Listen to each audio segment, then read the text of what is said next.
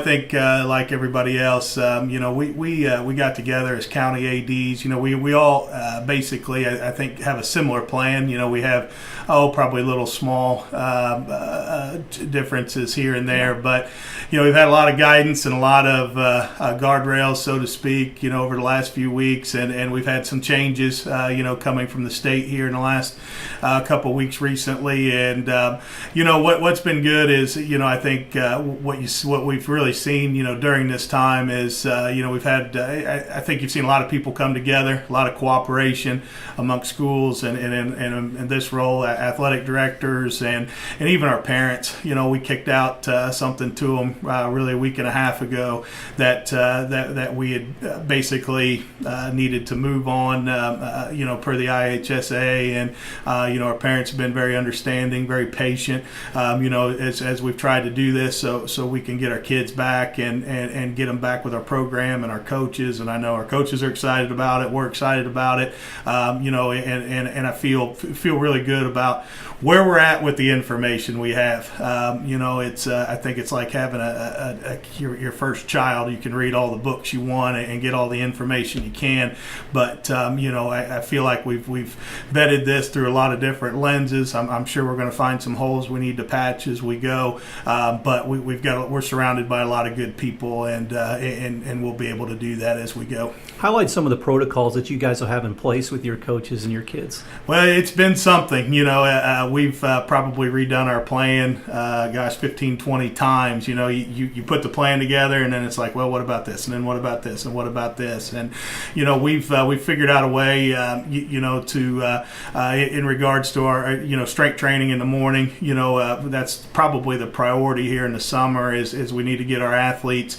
And this is fairly unprecedented too. We've really never had 3-4 months off, where we really don't know what the kids have been doing during that time. So, we're pretty well going to treat it as if they're coming back, and haven't done anything. So, and that's we'll figure that out as we go. We've got a plan, and we'll kind of work through that. But we're really, the first 2 weeks are going to be kind of an acclimation period for us. We're pretty fortunate that our football field, we've got a lot of parking around it. We have 4 different gates. We've got our field house, all kind of in a situation where we can create an environment where we're going to be checking kids in at each grade has its own parking lot. We have a specific time when they can actually get out of their vehicles, come to the gate, where we're going to have a coach. They're going to be checked in and pre-screened and some of those things. And then we'll have cones set up where they'll work through their warm-ups, when you've got that much room and to have the full turf area, it gives us plenty of room to work and operate and really to exceed the expectations that we've been given by our health department and the IHSA and the state. And so we'll have 3 coaches, our trainer here in the morning doing those things, and then we're going to take attendance at all our practices, and so we can document and track and make sure we're staying up on these things. And so like I said, I feel like we've got as good a plan as we can have together, but we also understand that we're going to adjust. If we can find a better way to do something, we're going to do it that better way, and then we're going to keep adjusting and evolving, and hopefully it's not a template we'll have to follow years and years down the road. But if it is, it is. Whatever is going to be responsible and safe and help us get an opportunity to come back and stay back consistently, but do it responsibly and safely. Then we're very excited to do it that way. I think one thing will be important, and kids need structure, whether it be back in the classroom or in an extracurricular activity. It's probably the safest place that they could be, maybe.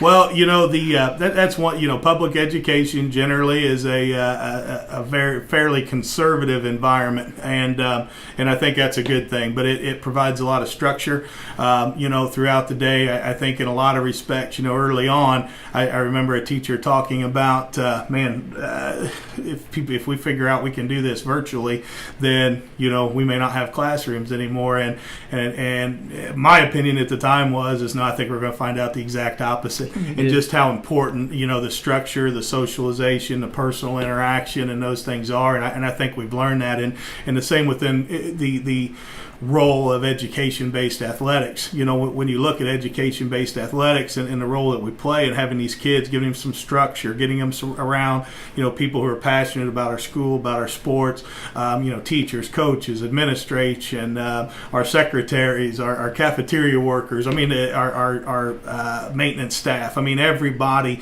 you know, everybody plays a role, you know, in our community and here within our building. And I think, you know, it's something that you know, there's, you know, as we continue to get our guidance, but we've got to continue to work, I think, to try to get this part back, you know. And again, it's got to be safely, it's got to be responsibly, it's got to be, you know, and all those kind of things, you know. And I think that's the hard part, is nobody's real sure, you know, exactly how this is, you know, and it's kind of a moving target at times. But you know, and a lot of parents I've talked to, you know, I kind of worried at times. I didn't know, you know, well, it's such and such, you know, or is it going to hurt our numbers and those kind of things. But I think we're finding out the opposite in a lot of respects, that you know, families and parents want to get their kids back and involved in this setting, you know, and so hopefully we can do that and do it consistently, and like I said, safely and responsibly at the same time.